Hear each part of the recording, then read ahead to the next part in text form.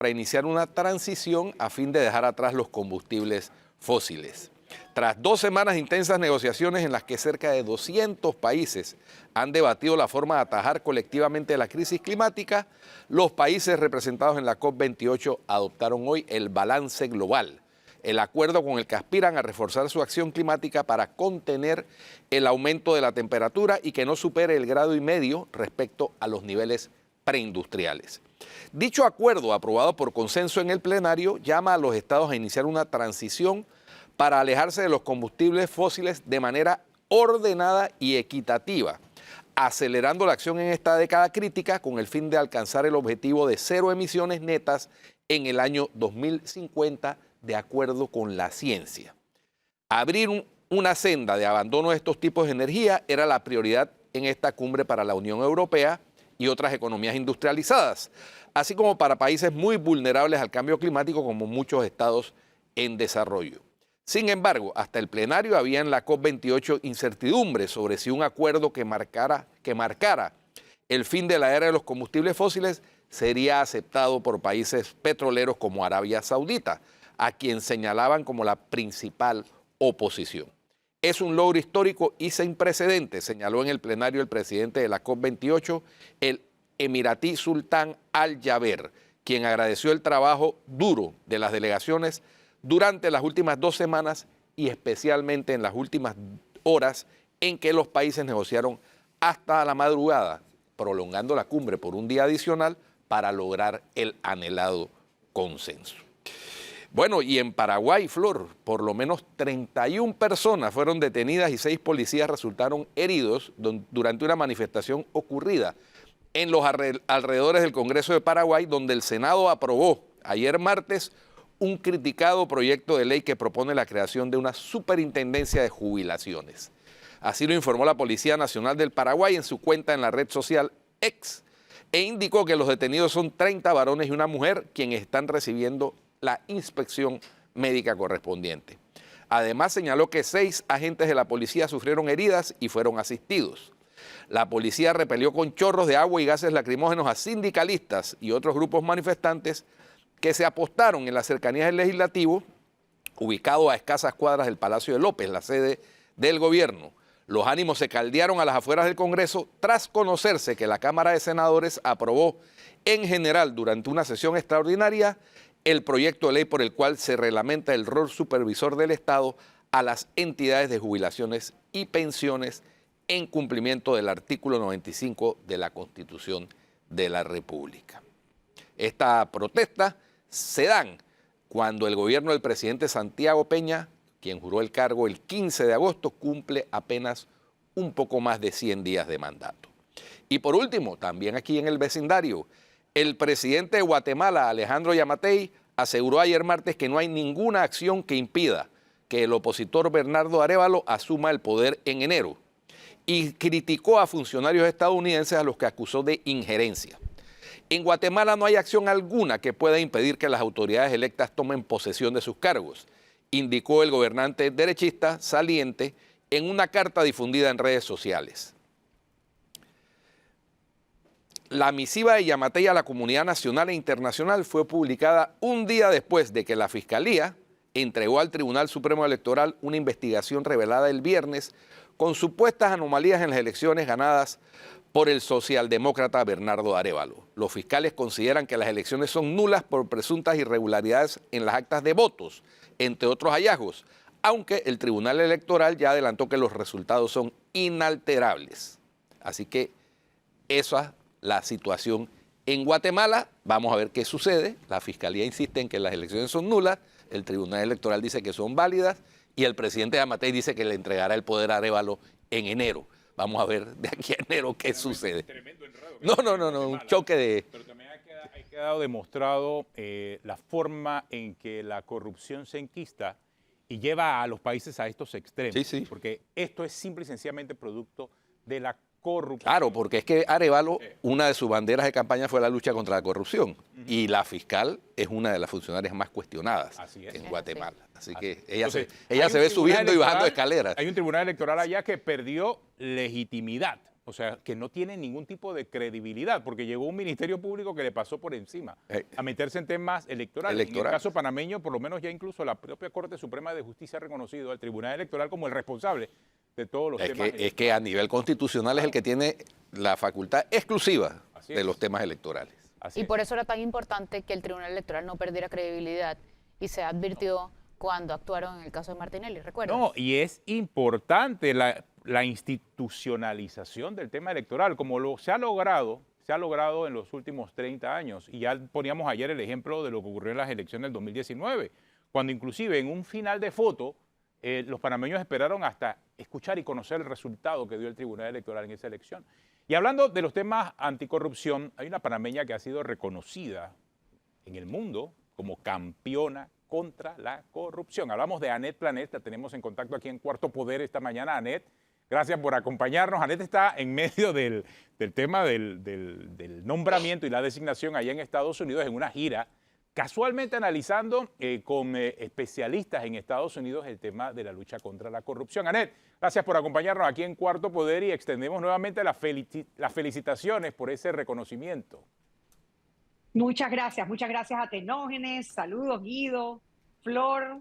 La verdad que estoy muy emocionada con este reconocimiento, pero más aún con la oportunidad de venir y conocer todo el sistema de la lucha contra la corrupción, no solamente en los Estados Unidos, sino en los países vecinos de donde son los otros 10 campeones contra la corrupción que están haciendo una labor increíble en sus países.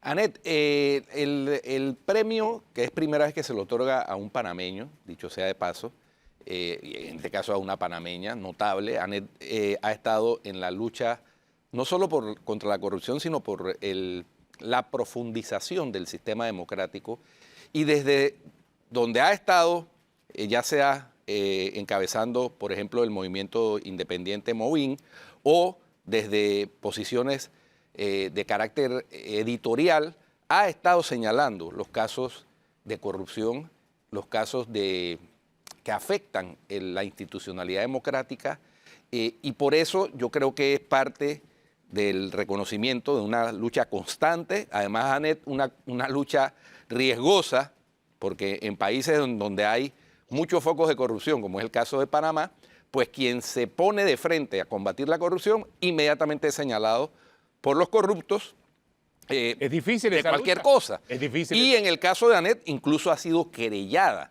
en innumerables ocasiones. O sea que no es una lucha que ha sido grata desde el punto de vista del ejercicio, pero sin embargo la gratificación de recibir este reconocimiento por parte del secretario de Estado de un país tan importante en el mundo como los Estados Unidos, pues de alguna manera representa un aliciente que invita a seguir en el camino, Annette.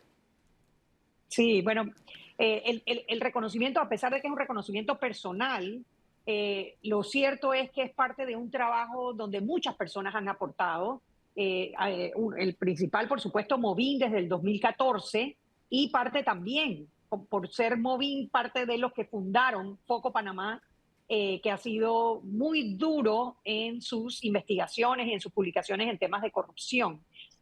Nos reíamos nosotros entre los campeones, casi todos, el 90% de los 11 tenemos demandas civiles y penales producto de nuestra lucha contra la corrupción, pero yo me gané el premio. Yo tenía 30, ninguno llegaba a ese número, gracias a Dios de las 30 ya solo quedan 3 vigentes, abiertas en investigación, todas cerradas por ausencia de delito, y hay que reconocer que en eso, bueno, primero los abogados, que han sido muy efectivos, pero también que el Ministerio Público ha colaborado en lo que reconocen es un abuso del sistema judicial,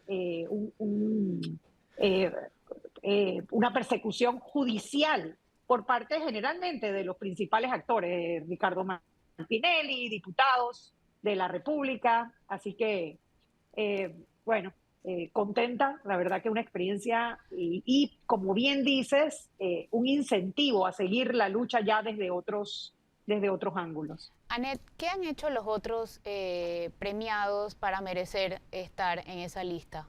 O sea, ¿qué tipo de cosas se dedican?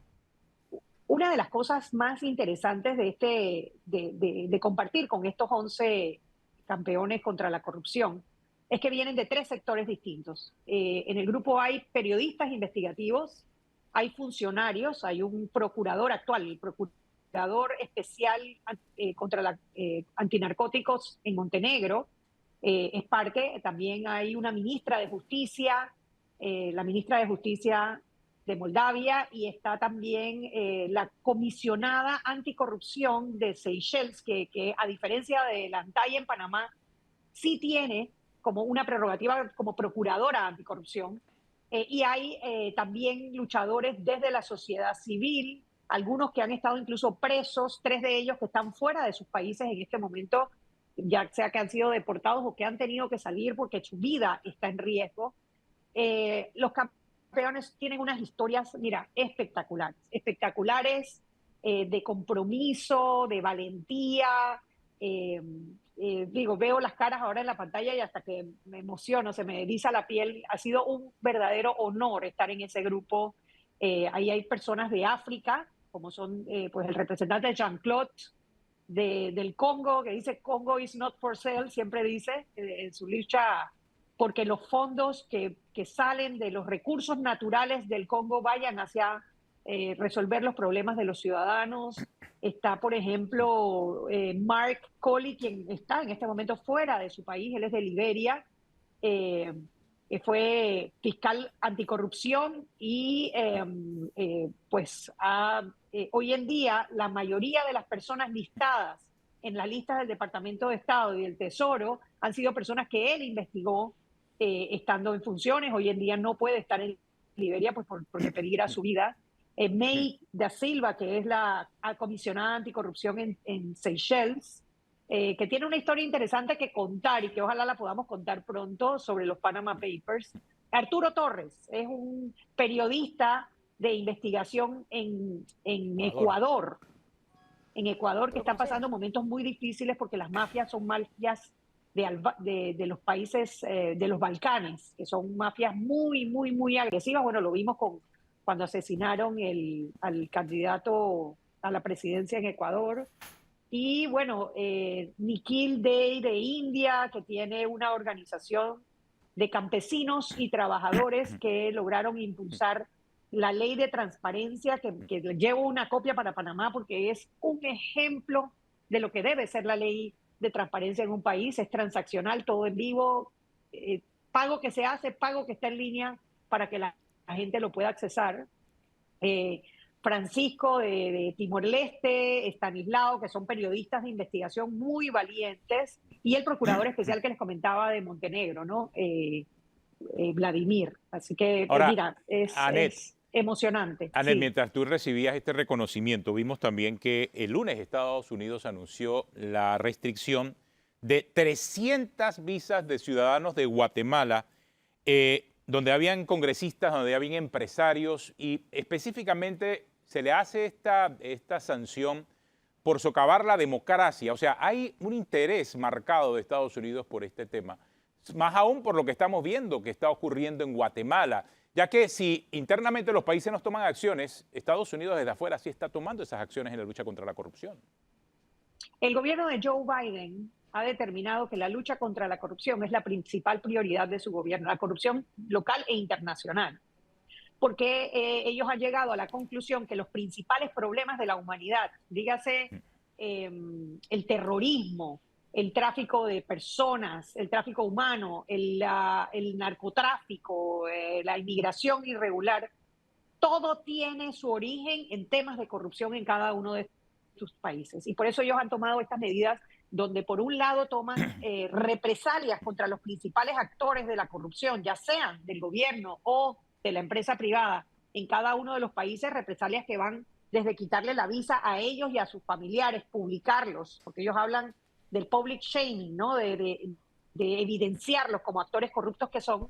Y por el otro lado, ya medidas más drásticas desde el Departamento del Tesoro, como la lista Clinton, que ya la conocemos en Panamá, o el Magnitsky Act, que es exclusivamente por temas de violación a derechos humanos y de corrupción.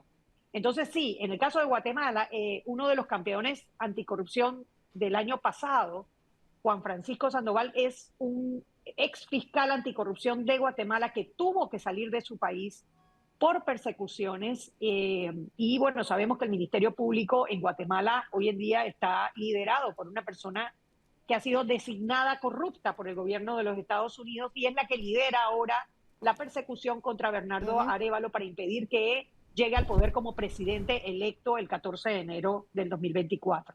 Así que sí, la lucha contra la corrupción es uno de los las principales tareas asignadas por el gobierno de Joe Biden, es transversal. Por ejemplo, este premio anticorrupción, los que postulan es no solamente la embajada, sino los representantes del Departamento de Estado en cada uno de los países. En el caso mío, el INL, que es el International Narcotics and Law Enforcement, que es una agencia de los Estados Unidos para perseguir eso mismo, el narcotráfico, y para fortalecer el imperio de la ley y que están dentro de sus principales objetivos combatir la corrupción a nivel internacional. Oye, Anet, aquí la gente me está preguntando que cuáles son las señales. Ay, cómo me he divertido con eso. Mira, no, las especulaciones, tú sabes que los panameños somos campeones en hacer teorías de la conspiración, ¿no? Así que hay que ponerle nada más semillitas ahí como para poner a sufrir algunos que seguramente ya la almohada tiene más agujas que algodón, ¿no? Que la conciencia no los deja dormir tranquilos. Mira, lo cierto es que es evidente, en Panamá, los Estados Unidos ha designado corrupto al expresidente Ricardo Martinelli y bueno, y al expresidente Juan Carlos Varela. Y ellos están muy alertas, no solamente contra los expresidentes, sino contra funcionarios que estén hoy en día, mientras estamos hablando, acuerpando la corrupción o encabezando la corrupción o incluso el tema de la persecución que tienen contra personas de la sociedad civil o periodistas, ¿no? Para ellos, la lucha contra la corrupción, el periodismo investigativo, es uno de los principales pilares. Son 3 pilares que ellos reconocen. Por supuesto, la sociedad civil, el activismo ciudadano. Segundo, el periodismo investigativo. Y tercero, funcionarios en puestos como la Procuraduría, los jueces, la Contraloría y otros para premiar en el caso en que estén haciendo bien su trabajo o castigar con futuros nombramientos en estas listas, ya sea del Departamento de Estado o del Departamento del Tesoro. Ahora, en materia de esa, digámoslo así, persecución judicial, hay un anteproyecto de ley del diputado Gabriel Silva, que es un anteproyecto de ley anti-SLAPP, legislación que ya existe en Estados Unidos, que es para evitar, mejor dicho, que se puedan presentar ese acoso judicial a activistas anticorrupción, a ciudadanos, a periodistas, con el solo propósito, con el solo propósito de acallarlos y de enervar la participación ciudadana. ¿Cómo ves tú esa posibilidad? Yo creo que ya para este periodo que resta de esta asamblea va a ser más que difícil impulsar ese tipo de legislación, pero yo tengo esperanza en que la nueva asamblea, la que elijamos a partir de mayo del 2024 de las elecciones y toma posesión en julio del año entrante, sí pueda darle velocidad a ese tipo de iniciativas tan necesarias. Bueno, mira, ayer justamente nos reunimos con una ONG aquí en Georgia, en Atlanta, que se dedica a fortalecer lo que ellos llaman el First Amendment, que es como el primer artículo en la Constitución que tiene que ver con la libertad de expresión, con el freedom of speech. Ellos nos enseñaron lo que es para ellos la mejor ley anti-SLAPP, que es la ley para prevenir precisamente el acosamiento judicial contra actores de la sociedad civil o periodistas que combaten la corrupción. Me llevo una copia de esa ley para, ojalá, compartirla con Gabriel Silva para fortalecer el proyecto, ya sea que se presente en esta vuelta o en la próxima asamblea. Lo interesante de esta ley de Georgia, la anti-SLAPP, es que es como un recurso.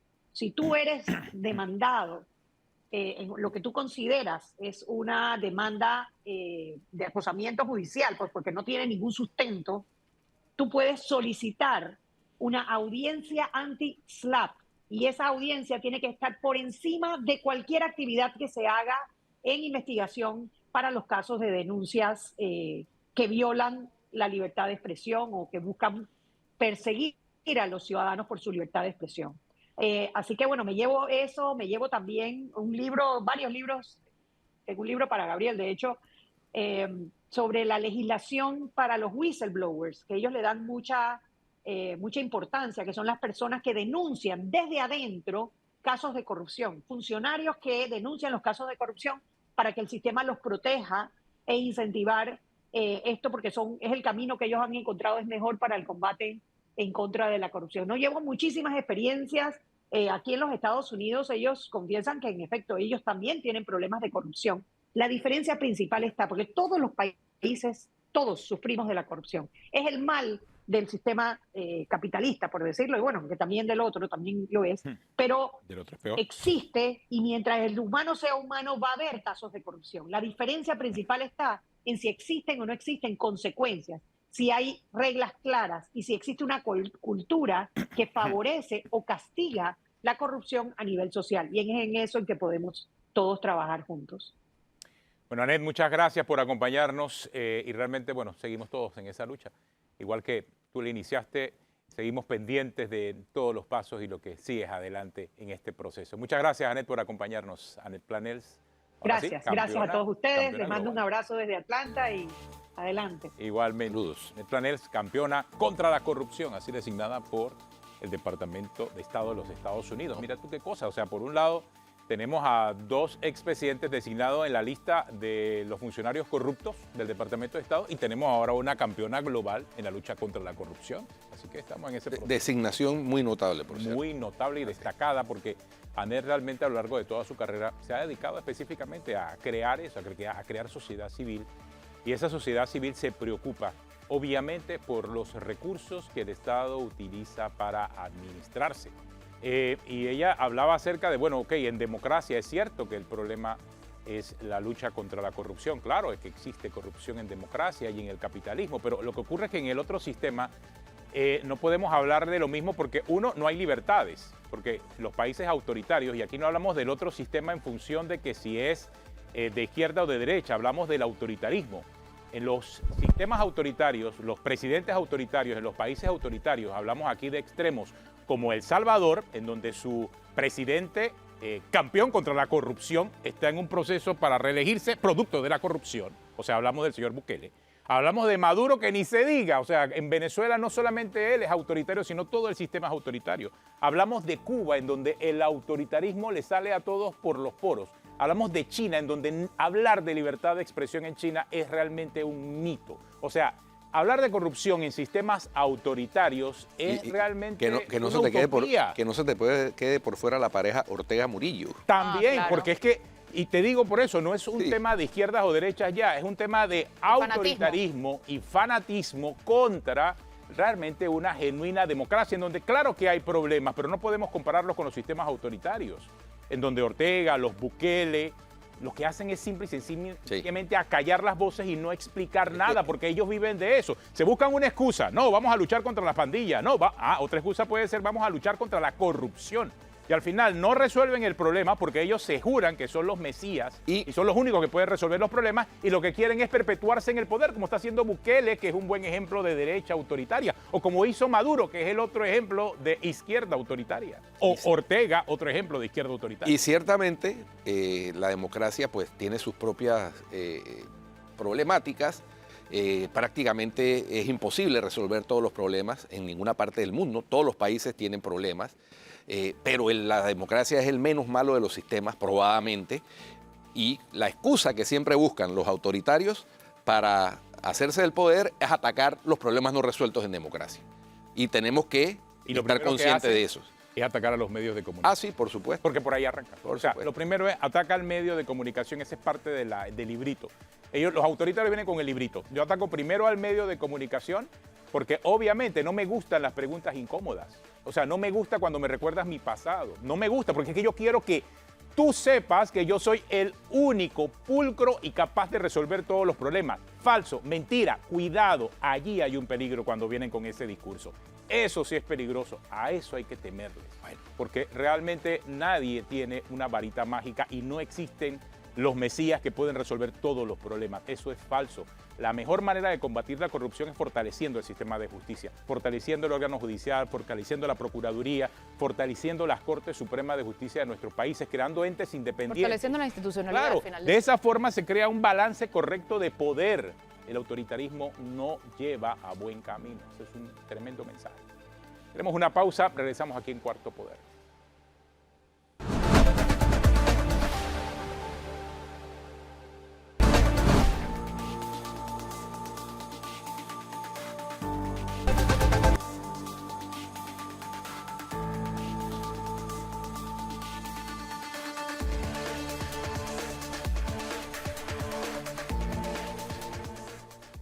Continuamos en Cuarto Poder y hace como un año y medio creo que vino este programa supuestamente para sustituir el no hay por el sí hay en el seguro. ¿Se acuerdan ustedes de eso? Sí. ¿Ah? Una mesa del vicepresidente, ¿ah? Exacto. Y adivina, está con nosotros Emilia Ruiz. Ella es paciente... Martínez, perdón, disculpe. Ella es paciente de enfermedad crónica. Gracias por estar acá con nosotros. Porque si antes era que no hay... Y ahora hay que decir que tampoco hay, porque ha pasado el tiempo y hay mucho menos quizás que antes. La situación es crítica. Emilia, cuéntanos acerca del desabastecimiento de medicinas. Y es realmente desesperante. Porque, bueno, nosotros desde la Federación de Enfermedades Crónicas, igual mi asociación, apoyó este mecanismo de compra. Consideramos que por ahí se brincaban un montón de nudos que existían en el proceso de compra, que era demasiado largo. Sin embargo, ya estando en la mesa, no se han convertido en realidad toda esa propuesta maravillosa, de esa forma, porque, digamos, el renglón eran 300, si no me equivoco, 340 y tantos... 349. 49 medicamentos. Sí. De 349 medicamentos, hubieron 79 renglones que nadie licitó, que son los acostumbrados renglones que las personas no licitan porque es que esos medicamentos casi ya no se usan la mayoría. El resto, de los 270 y tantos de diferencia, hubieron 116 medicamentos donde solo hubo un proponente. O sea, que eso era cuestión, según la misma reglamentación que tenía esta mesa de compra, era cuestión de adjudicar. Y iba a ser inmediato y esa era la maravilla de esta propuesta.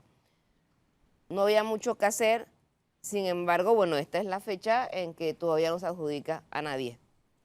Ni siquiera el que tenía los 116, que nada más que tenían un proponente, que no había más que llamar y decir, oye, para que sepas que te lo ganaste.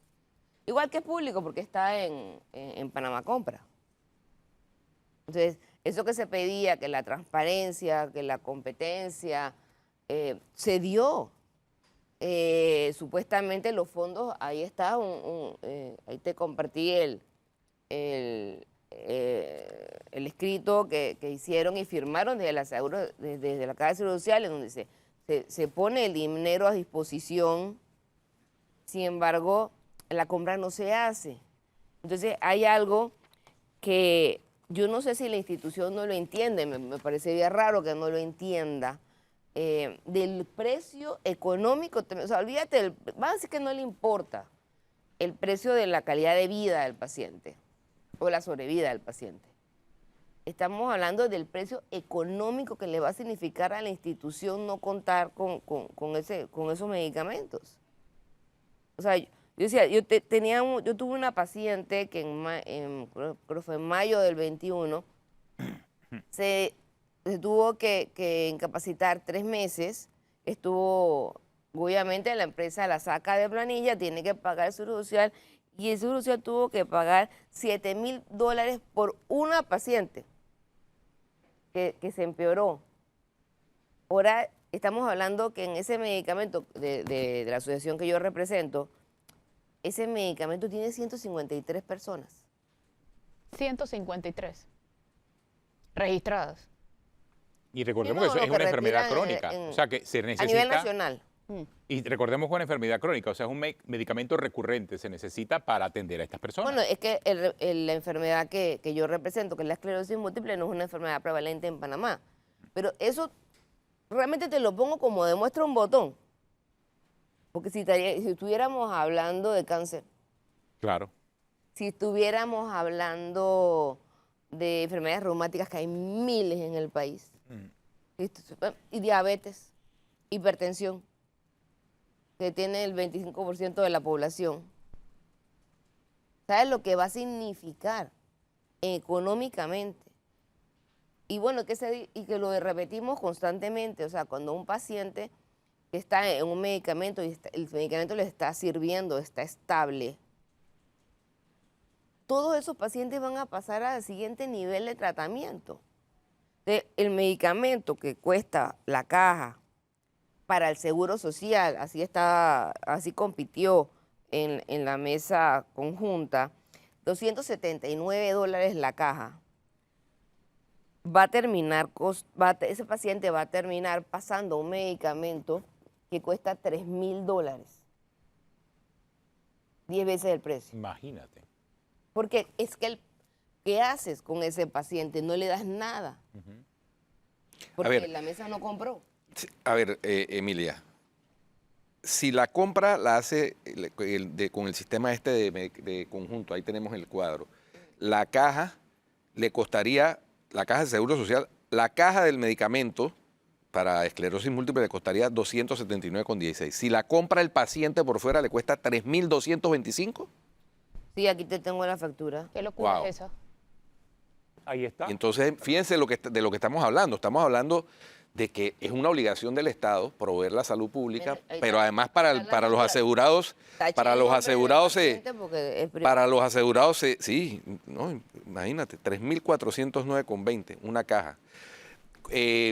Para los asegurados, además es una medicina prepaga, que el seguro tiene los recursos, porque los Sí, obtiene es con toda la... prepagado, o sea, Entonces no es que no tenía puede la plata para ser comprarlo. que se está buscando agilizar las compras para no perjudicar. ¿Y desde cuándo están sin el medicamento? Desde noviembre. En noviembre. Desde noviembre, pacientes con una enfermedad crónica, con una enfermedad delicada como es la esclerosis múltiple, que requieren el medicamento y que en vez de que le cueste a la caja $279,16 la caja, tiene que pagar $3.409 el diferencia paciente es- por fuera. Es No, y impresionante. la caja no lo va a 15 pagar. veces Es que más la el- caja no lo va a pagar. Claro. Lo va a tener que pagar el paciente. Digo, hay pacientes que, bendito Dios, tienen la posibilidad de comprarlo y bueno, hacen el esfuerzo. Pero ¿cuántos de esos 153 ustedes creen que pueden hacer eso? O O sea, cuando el paciente la compra cuesta 279. Si la no, compra- no, cuando al compra el revés. seguro en la mesa conjunta. Ese ¿Cuánto fue el le cuesta a precio un cuando- paciente comprarlo en una farmacia privada? Tres- No lo 3.000 y vende, pico. no No lo lo vende. vende. O sea, eso no es como que yo voy Ya. acá a la farmacia. Pero ¿y el X dato que nombre acaba de- de dar de 3.000 y pico? Tienes que, no, lógico, hay que hablar con el distribuidor, Ajá. pedir el permiso. Y paga $3.000 mandarlo a el paciente. traer, pagar. 3.409 en la factura que me mostró. Sí, sí. 3.225, me imagino que es un promedio, 3.409. Eso es lo que pagaría un paciente. Imagínate, no, es que estamos hablando de, o sea, estamos hablando de que para 6 meses al paciente le costaría $20.500. No, El- impagable. el- 20.500 y dólares. este es un medicamento que tiene que tomar permanentemente, Todos los días. todos los días. Entonces, hombre, yo no sé si 3.409. el Después de haber pagado, además, el dinero del seguro para que el seguro pudiera comprarlo. No, pues, y que- Obvio, porque te imaginas que un asegurado que pueda hacer ese tipo de compra, le están descontando bastante. No, claro. La aporta bastante al Estado, ¿no? ¿Qué han averiguado? ¿Por qué esta demora? O sea, no se ha adjudicado de toda esa parafernalia para la compra de medicamentos, compra conjunta, y no se ha adjudicado No, ni ya, un renglón. Compitieron 270 renglones, 116 tenían un solo proponente, no había mucho que hacer. Han comprado 0, ninguno. Pero ¿cuál es la excusa que dan? Después que se compite, que es público, que está en Panamá Compra, pasa a un comité que es quien adjudica y dice, bueno, tú te lo ganaste. Ese comité, que es secreto, porque ese sí no se sabe quién es, todo lo demás es público. Es que Pero eso no el debería, comité que esa es una decide- información que no debería ser Eso debería privada. ser, de hecho, hasta las sesiones del comité para adjudicarlo deberían ser públicas, por lo menos para los asegurados, Claro. ¿no? O sea, nosotros estamos en todo el proceso. Yo personalmente soy miembro de esta comisión. Yo di mi firma, Pero tú eres miembro de la comisión y no sabes quiénes son los demás comisionados. no, de la comisión que decide establecer el desabastecimiento. Ahí los pacientes tenemos un espacio por medio de la federación, nosotros estamos ahí, nos escuchan, pero una vez se compite en Panamá, compran las diferentes empresas y se presentan los pliegos de cargos, después de eso ya nosotros no tenemos más espacio. Entonces yo no sé quién es esa comisión, yo no sé quién designa a esos profesionales para esta comisión, o sea, ni yo ni el resto de los pacientes. Hemos hablado con la jefa de compra y la jefa de compra dijo, ya yo hice hasta donde a mí me tocaba hacer. Ahora le toca a esta comisión, que es la que evalúa las propuestas, pero como te digo, hay 116 renglones de donde no hay nada que evaluar porque solo había Solamente un proponente. y este mecanismo de compra permite, cosa que la ley por donde se compraba generalmente en el Seguro Social no te permite, con un solo proponente, supuestamente tú tienes que volver a presentar el acto por aquello. En este mecanismo de la mesa conjunta te permite que si uno compitió, uno ganó y ese quedó. Y de esos son 116 renglones y no se ha comprado ninguno. Otro dato que está aquí interesante es que del presupuesto para compra de medicamentos en el año 2023 de la Caja del Seguro Social, solo se ha utilizado hasta octubre del 2023 un 40%. Es decir, se ha ejecutado un 40%. Y estamos hablando de medicamentos, que eso debería ser la ejecución el 100% para garantizar de alguna manera la cobertura adecuada de los pacientes que requieren esos medicamentos. 40%. 40%. Con esa burocracia de 30 y no sé cuántos mil funcionarios que tiene la Caja del Seguro Social, Ellos no son están capaces dejando- de ejecutar su presupuesto al 100%. Ellos están dejando más de 100 millones de mesas No, hombre, no. en este momento. 100 Digo, millones que sin se pueden contar utilizar para otras. los contratos que están ahorita mismo en Contraloría, que sabemos que es arte y parte dentro del proceso y lo que luego causa la demora.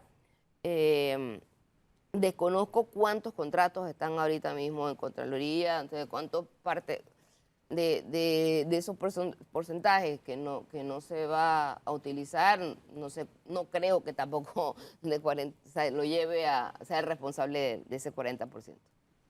Pero sí debe haber importantes que, bueno, ya está en la Contraloría, esperemos que la Contraloría termine de... Es un drama, proceso. es un drama humano porque estamos hablando de pacientes que requieren el medicamento para poder llevar a cabo una vida más o menos normal, tras que ya están afectados de una enfermedad crónica, como el caso de la esclerosis múltiple, que los tratamientos han avanzado muchísimo, etcétera, etcétera. La ciencia ha avanzado y ya se considera que no es una enfermedad mortal, como era hasta hace unos años, pero requieren los medicamentos para que el tratamiento avance y para que los pacientes no, digámoslo así, no retrocedan. Sí, ¿no? mira, hoy en día tenemos otra realidad en esclerosis múltiple. Yo me enfermé hace 30 años y hace 30 años me dijeron, mira, no hay nada, qué pena. Y las secuelas quedan.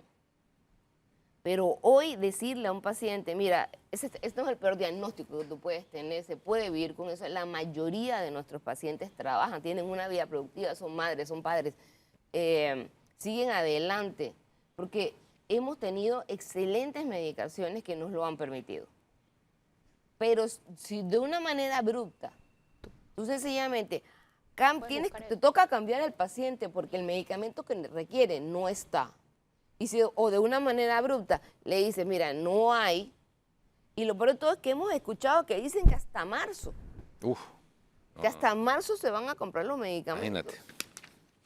Terrible. O sea, bueno, claro, obviamente nadie ha llegado formalmente a decir, oye, mira, para que sepas, esto es una nota que te dice que hasta marzo tú resuelves, no sé si puedes comprar. 5 meses sino sin que uno lo la escucha. cobertura.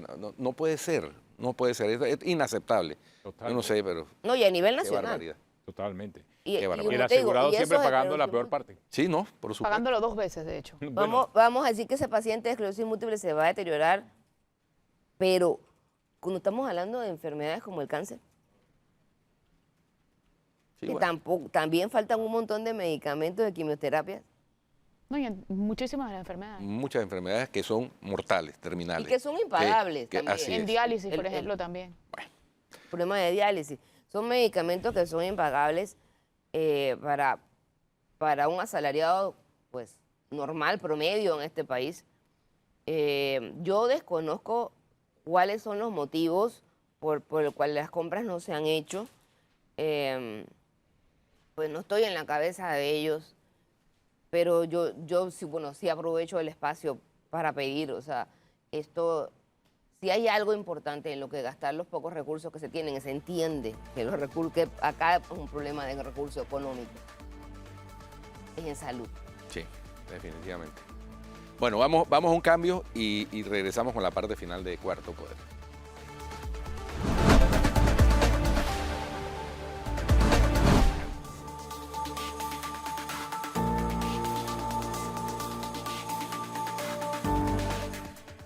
Bueno, continuamos aquí en Cuarto Poder hablando acerca de un tema preocupante, el desabastecimiento de medicinas en la Caja de Seguro Social. Un tema que realmente a esta altura ya debiese ser materia superada, pero lamentablemente así no es, Emilia. O sea, y cuando uno mira lo que ha ocurrido con este tema del desabastecimiento y entiende que no ha habido una respuesta, se siente en cierta forma mal. O sea, hay como un sentimiento de burla en medio de todo lo que pasó con el tema de los medicamentos. Más aún si uno es paciente de la Caja de Seguro Social. No, más aún si uno es paciente y más aún si uno estuvo allí. Ujú. Y Sí, a, porque en tu caso y a las estuviste allí. reuniones que nos llamaron fuimos. Ujú. O sea, nosotros como Federación de Enfermedades Crónicas somos en parte responsables de esa propuesta de cómo hacer ese mecanismo. Nosotros trabajamos Hombre, yo no trabajo para el Seguro Social, pero sí para que los pacientes de alguna manera tengan una representación y tengan una voz en esas mesas. Entonces, imagínate si sentirse así solo por enterarse. Ahora, si tú fuiste parte, ¿cómo se puede sentir uno? No, que finalmente no creo que sea lo que más le importe al Seguro Social ahorita, ni me interesa eso. A mí lo que me interesa es que resuelvan, que hagan las compras, porque supuestamente el dinero estaba, entonces, Tú lo acabas de utilizar, utilizaste de forma correcta el verbo. Estaba. Estaba. No sabemos ahora si está o si va a estar para el próximo año, dadas las circunstancias y las condiciones en que nos encontramos. no, pues yo no puedo dar crédito de eso, no manejo las finanzas del Seguro Social, pero el dinero designado estaba. Yo no veo ningún motivo, es más, no entiendo por qué este comité que adjudica a los proveedores, no entiendo por qué no lo ha hecho. Reitero, 116 renglones. Es más, el mío no está en esos 116. Pero ahí hay 116 renglones de medicamentos que los pacientes necesitan, que tiene un solo proponente. Y que así va a ser, porque aparte de todo, que a veces son moléculas complejas que la trae una empresa en Panamá. No la trae más, por Dios, si son por la población que tenemos. Claro, por la población afectada que necesita ese medicamento. Pero independientemente de eso, a pesar de que no es que son muchos asegurados, no se le brinda la atención a esos asegurados y el seguro termina pagando 15 veces más por el precio de un medicamento, cuando tiene la oportunidad de pagar mucho menos. Eso es lo delicado de esto y alguien obviamente se está beneficiando con ese sobreprecio. Realmente ¿qué te digo? Paga 15 veces el precio, no lo sé, no lo creo, por lo menos no en el mío. El Seguro Social siempre va a tener mejor precio del que tú lo vas a tener en la calle. Obviamente, claro. O sea, eso sí es así. Yo no sé si es 15 veces más, porque si el seguro paga 15 veces más, en la calle pagan 30 veces más. Entonces, y siempre lo he dicho, los medicamentos van a bajar de precio en el momento que el seguro haga sus finanzas de una manera y haga las compras como se deben hacer, porque al final Hablo de del esa día, comparación eso por puede el volver a comprar. Fingolimod. El Fingolimod, así se llama el medicamento, porque aquí el precio sería 3.225 por pacientes. En privado. Pero sí, pero en una compra conjunta le costaría 279,16 la caja al Seguro Social, ¿no? O sea, O sea que imagínense la diferencia entre 279 y 3.225. Hay una 10 diferencia. Sí, 15 veces. Más de 10 veces. Sí. Más de 10 O sea, veces más. O sea, una diferencia Ahora, considerable. Solamente poniendo ese ejemplo que usted nos trajo. Emilia, los pacientes asegurados no pueden conseguir o tratar de conseguir el medicamento, por ejemplo, en los centros de salud del MINSA, ¿o no? en la compra conjunta. Es la misma Es la compra compra conjunta. O conjunta, sea, sí. no lo hay para ninguno de los dos. No.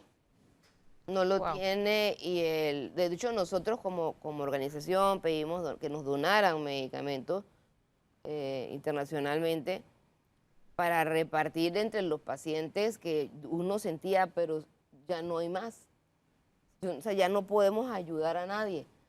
Y te juro que, bueno, claro, uno como organización es el que ve esa angustia en el paciente.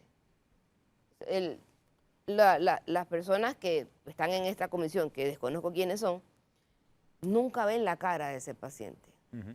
Y lastimosamente nunca le van a dar la cara, que es lo peor. Porque lo más justo, y bueno, van a tener que dar, si no la cara, el nombre, porque cuando sea que se adjudique, ahí van a estar los nombres y las firmas de las personas de ese. Y entonces yo espero que ustedes van a seguir en televisión, entonces les pregunten por qué no hicieron nada. Ni en noviembre. No, se ni lo, en se diciembre. lo recordamos de forma regular, Sí. de que no han hecho absolutamente nada. O sea, Nos quedan 2 minutitos para acabar el programa. Hay que hablar del tuit de Lombana, el intercambio de Lombana y Martín Torrijos. No sé si lo vieron, lo tenemos para mostrarlo. yo creo que no lo tenemos allí, pero creo que fue conocido. ¿Qué piensas tú? Voy, quiero mandárselo al productor. Ujú. Ese tuit al que se refiere Flor fue una respuesta que le dio Lombana a Martín Torrijos, que posteó en su red X sobre su proyecto con la descentralización, básicamente. Y Lombana le respondió algo parecido a que no tenía autoridad moral para hablar porque él había pedido el voto para el gobierno de Cortizo y Aquí lo tengo. y que ese era el gobierno al que él se refería, que era un gobierno de ladrones, etcétera, etcétera, etcétera. Él Y había escrito eso. inicialmente así: la descentralización pasa por poner los recursos del Estado en función de las necesidades de las comunidades y que no se pierdan en el camino. Vamos a devolverle la esperanza a los panameños y lo haremos con transparencia. Se acaba el relajo de los que han venido aprovechándose del Estado para hacer politiquería. Lombana le responde: la politiquería, la descentralización paralela, la minera, el presupuesto de la Asamblea, solo algunos ejemplos del gobierno que usted votó y por el que llamó a votar a los panameños. En campaña nadie asume responsabilidades, pero por suerte aquí nada se borra. Y Martín Torrijos le contestó: las ansias de figurar no son buenas consejeras. Te llevan a buscar culpas y culpables donde no están. Yo de este gobierno no tengo que responder. Respondo por el mío, del cual fuiste ministro, consejero y cónsul en la Embajada de Washington.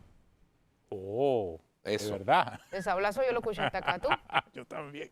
Bueno, ese tuit a mí me deja dos mensajes. Primero, falta de autoridad moral de ambos, ¿no? Y digo, ¿por qué de ambos? Primero porque ahí le sacó los trapos Martín a Lombana con la respuesta de que efectivamente lo designó Pero ministro eso no es consejero. sacarle trapos. Bueno, le recordó. recordó que fue ministro consejero y cónsul durante el gobierno de Martín Torrijos. Pero hay que decir Y- también algo.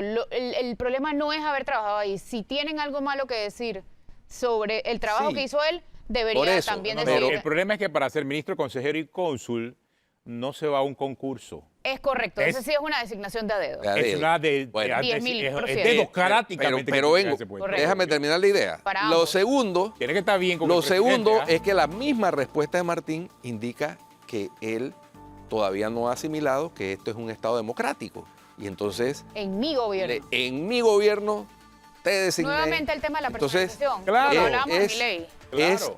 O sea, ojalá esos puestos fueran a concurso. Claro, porque es y que no ese habría puesto no eso. va a concurso. Porque es que una de las cosas de las Eso lo designa, descalificaciones. ojo, y perdóname, cualquier designación en Washington es designada Bueno. por el presidente de la República. Bueno. Y así ha sido en los últimos 30 años. Sí. Eso no va a Sí. concurso. De acuerdo, Atenógenes, pero es que una de las cosas que hemos construido como sociedad es que se descalifica porque tú trabajaste en tal o cual gobierno. Es que ese no es el punto. Y ese no es el punto. Ese no es el punto. Ese no es el punto. Ese no es el punto. Porque ahí está Rigoberto González Montenegro. Voy a ponerlo de ejemplo. ¿Designado por quién? Por el presidente Varela, que fue designado corrupto. Pero el trabajo de Rigoberto González habla por él. Exacto. Ahí está. Entonces, esa es la diferencia. Entonces, yo creo que por eso digo que ese tuit me dejó a mí como el mensaje, falta de autoridad de ambos. De ambos. Así es. Bueno, y por eso digo, de una forma u otra las cosas deben cambiar, ¿no? Sí, señor. Bueno, muchas gracias, Emilia. Esperemos que También cambie la cosa. que cambie las cosas allá para que los oiga. pacientes reciban sus medicamentos. Dios te Bueno. oiga. Listo, se nos acabó el tiempo. Si usted sigue en Telemetro Radio, siga con los muchachos del brunch y en RPC Televisión, la retransmisión de Calle 13. Hasta mañana.